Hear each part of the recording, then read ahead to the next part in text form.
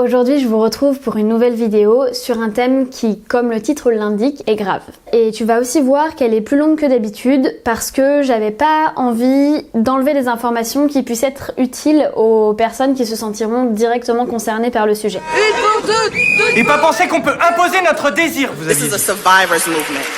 Il y a quelques mois, j'ai reçu un message d'une jeune fille qui m'expliquait que son premier contact avec la sexualité avait été non consenti. Ça s'est traduit par des viols et des agressions sexuelles autour de ses 10-11 ans et elle témoignait du fait que ça avait été très difficile par la suite de construire sa propre sexualité et en particulier qu'elle s'était sentie relativement exclue de beaucoup de contenus dédiés à la première fois. Donc pour parler de ce sujet, j'ai invité Mathilde et Valentine qui toutes les deux ont vécu des choses similaires, ainsi que Emmanuelle Piette, la présidente du collectif féministe contre le viol, et Nina Luca, une coach en amour de soi et des autres. Si tu es dans cette situation, j'espère que cette vidéo pourra t'être utile et pourra te permettre de voir la sexualité sous un autre jour que celui de la contrainte. Du coup, je m'appelle Valentine Leroy, j'ai 25 ans, j'avais 16 ans quand ça s'est passé, j'étais un nouvel an avec des amis, le mec qui m'a violée.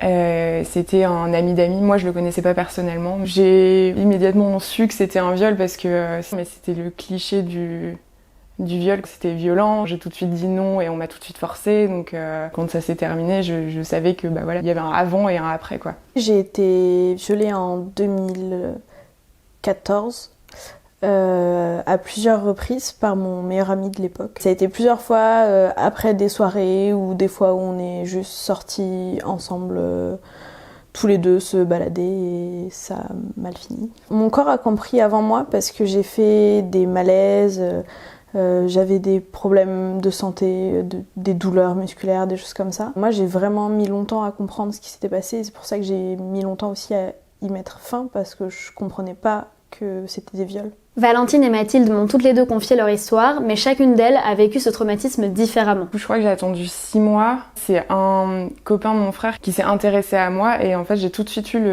un schéma particulier qui est dès qu'un mec en fait me proposait me faisait comprendre qu'il avait envie de moi, je me disais dis oui parce que comme ça tu te réexposes pas à non et on te force. Donc du coup je disais oui à chaque fois. Mais c'était vraiment c'était pas par envie quoi. C'était horrible quoi. Sur le moment, je m'en rendais absolument pas compte et je me disais tu vis juste ton année de prépa, tu sors.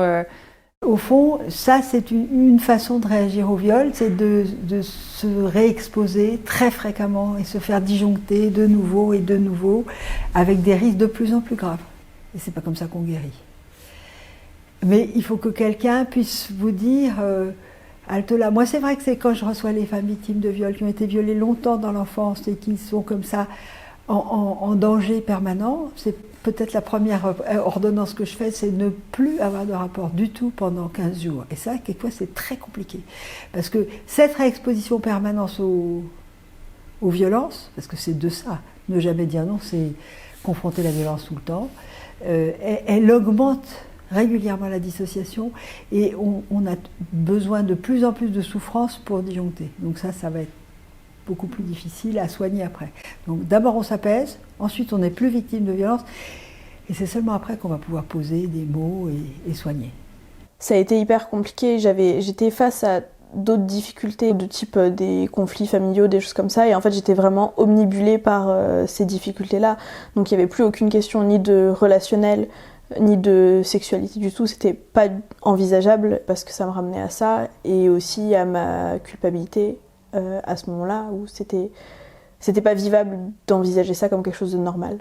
Elle dit plus jamais ça quoi, d'une certaine façon et ça fait c'est le même type de réaction, c'est-à-dire que c'est moi je ne peux rencontrer que des violeurs, tous les hommes sont des salauds, donc le sexe est dégueu et donc pas pour moi.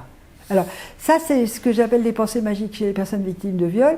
Alors, il y en a qui vont dire tous les hommes sont des salauds, il y en a d'autres qui vont dire tous les blonds sont des salauds, ou tous les hommes à lunettes sont des salauds. C'est une façon d'essayer de se protéger pour continuer à vivre. C'est de la survie. Et ça aussi, ça va pouvoir, avec le temps, avec des prises en charge, se soigner, et évidemment, on peut aller mieux. Donc j'ai commencé à vouloir considérer la sexualité comme quelque chose de normal et de beaucoup plus naturel quand j'ai eu ma première copine. parce que je voulais pas que notre relation se cantonne soit bloquée par ça, et j'en avais marre de buter à un mur et pas pouvoir avancer sur tout l'aspect sexualité. Il se trouve qu'elle était plus jeune que moi, donc du coup, en fait, on n'a pas eu grand-chose en termes de rapprochement physique. Et après elle, j'ai rencontré un mec qui a été plus ou moins mon plan cul. Ça a été encore plus fort avec lui, où vraiment j'avais envie de faire en sorte que ce soit normal en fait. J'avais pas envie que ça me définisse dans ma sexualité et dans mon rapport à ma sexualité. J'y suis pas du tout parvenue. Ça a été très compliqué, ça a été souvent violent. Avec ce type, j'ai fait beaucoup de crises d'angoisse. À chaque fois qu'il y avait rapprochement physique, il y a un moment où il y a une crise d'angoisse qui venait, ou alors je pouvais le repousser très violemment et sans contrôler absolument ce qui se passait. J'avais juste des muscles qui se tendaient et qui le poussaient, et je pouvais lui faire mal, et c'était très très compliqué à gérer. Après une agression comme ça, la mémoire traumatique va attaquer comme ça, avec des bouffées d'angoisse qui ressemblent au moment le pire du viol. C'est-à-dire au moment où on est terrorisé, on a presque l'impression qu'on va mourir, et pour pas mourir, cette mémoire traumatique se met en jeu. Et puis hors de l'agression, après, elle va envoyer des bouffées comme une cocotte minute de cette sensation-là, c'est-à-dire le moment le pire du viol, où t'as le cœur qui bat à 300, t'es complètement asphyxié, là, t'as la boule, t'as l'impression que tu vas mourir, tu sais pas ce qui va se passer. C'est à ce moment-là que t'as disjoncté, et c'est ça que ça te pulse de temps en temps comme bouffée d'angoisse, avec des facteurs déclenchants qui vont être différents suivant chacune, qui là sont sexuels, mais qui pourraient être une barbe, une odeur, un truc gluant, et pas forcément relié dans la tête. C'est encore très compliqué aujourd'hui. Je suis avec une personne que j'ai rencontrée il y a à peu près 3 mois et en qui j'ai une totale confiance. Mais c'est toujours compliqué. Au tout départ, c'était impossible. Dès qu'il y avait rapprochement physique, je faisais une crise d'angoisse et c'était complètement ingérable.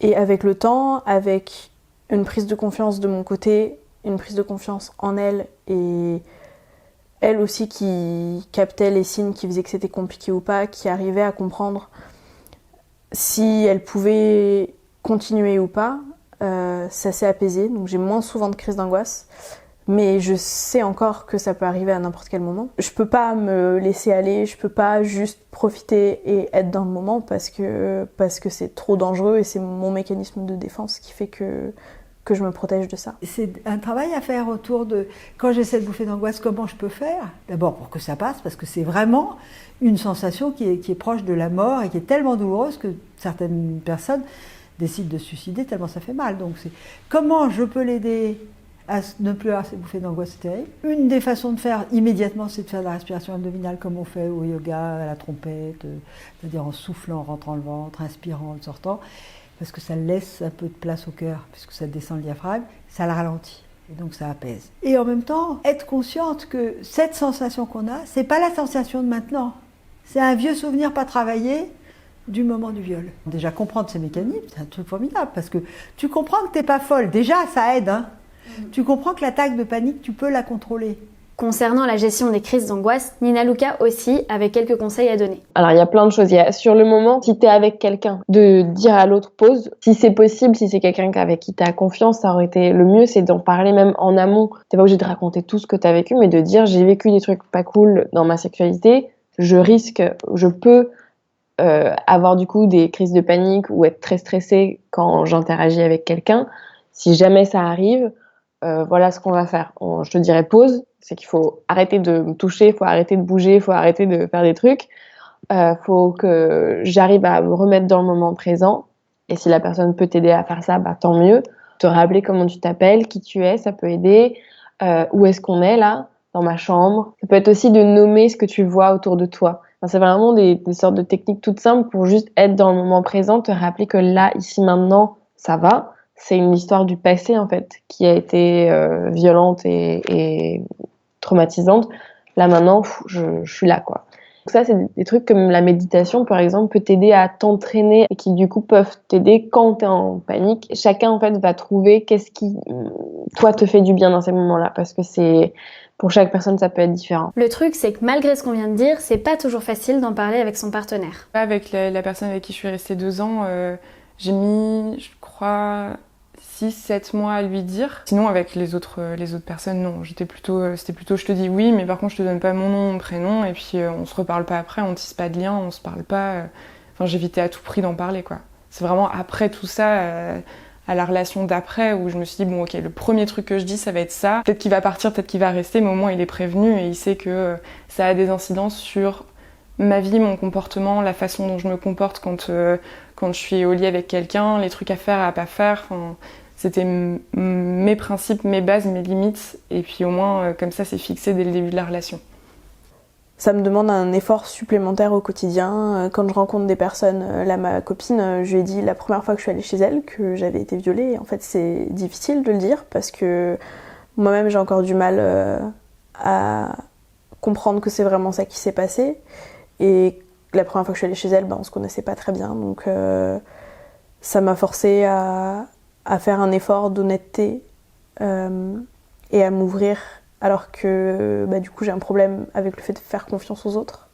J'ai posé la question à Nina Luca, comment faire pour aborder le sujet ? Le plus simplement possible, on va dire. On a tous un passé, c'est normal. Si la personne le prend mal en quelque sorte, ça te donne un bon signal que c'est peut-être pas avec cette personne que tu as envie d'avoir une relation sexuelle ou une relation plus intime, quoi.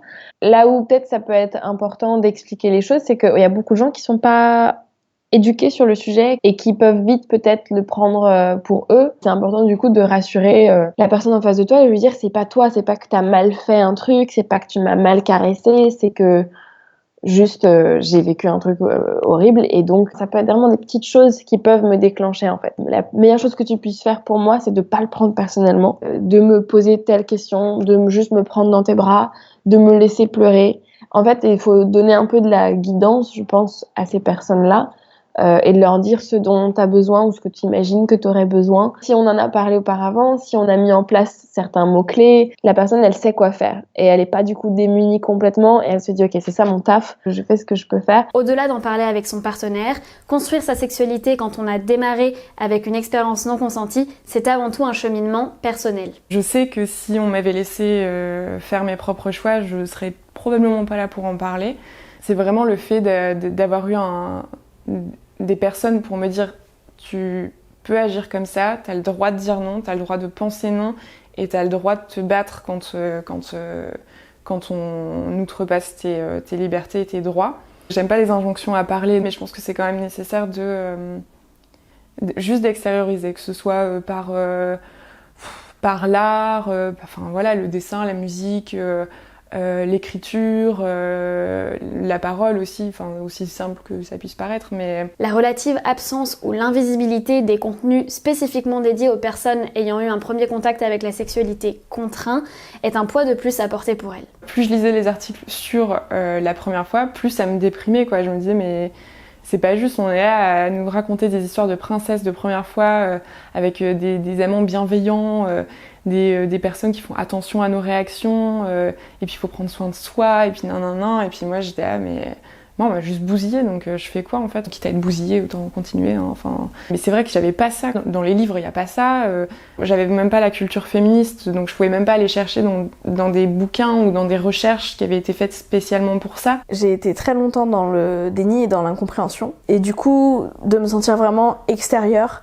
à tous les contenus en lien avec une sexualité épanouie en tout cas.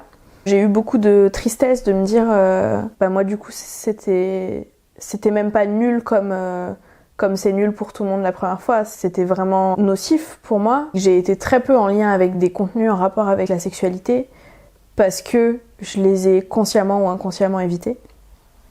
Je sais pas, c'est horrible, il y a pas de tuto pour s'en sortir. Alors à défaut de tuto, j'ai quand même été à la pêche aux conseils auprès de Nina Luca. Dans ta vie de tous les jours, quand tu essayes de te réapproprier ou d'approprier ta sexualité, il y a d'autres choses aussi que tu peux faire. Je pense que se renseigner, s'éduquer sur le consentement, comment fonctionne ton cerveau, sur la dissociation, sur toutes ces choses-là, ça peut vraiment faire du bien, t'aider à comprendre ce qui t'est arrivé, apprendre et pratiquer le consentement, le fait de dire oui, de dire non, pour que tu te sentes assuré à l'intérieur de toi que tu sauras faire, que tu sauras dire non. Alors parfois on a dit non et ça n'a juste pas été entendu, donc voilà. Mais parfois on n'a même pas arrivé à dire non, c'était juste ce truc un peu flou de genre on va faire plaisir à l'autre, mais en même temps on n'était pas super bien, etc. Tu peux le pratiquer avec des amis, avec qui t'as confiance. Il y a un petit jeu à faire, la roue du consentement, donc ça, c'est super important de le pratiquer. C'est super important aussi donc de connaître ton corps. Bon, ça on le dit partout, etc. Mais bon, il y a du vrai là-dedans. Et d'y aller à ton rythme. Tu peux connecter à ton corps par plein de façons. Et ce que j'invite les gens souvent à faire, c'est de connecter avec tes 5 sens. De connecter au plaisir que ton corps peut te procurer. Mais le plaisir au sens vraiment large, quoi. Quand tu regardes une belle peinture, un beau paysage, pareil pour de la musique, pareil pour un truc que tu manges qui est trop bon, de vraiment y aller à fond, d'en profiter. Avec le toucher aussi, et de peut-être t'habituer à te masser, mais tu vas te masser les jambes, les bras, enfin ce que tu peux te masser, en prenant vraiment conscience de ok, quel type de caresse j'aime bien quand c'est un peu plus profond, plus fort, ou j'aime bien quand c'est hyper léger, et explorer ça comme ça, sans se mettre de pression de il faut que j'ai du désir sexuel, ou il faut que j'ai un orgasme, ou il faut que j'ai... Non, vraiment d'être dans une exploration de ton corps, de ce qui est agréable ou pas.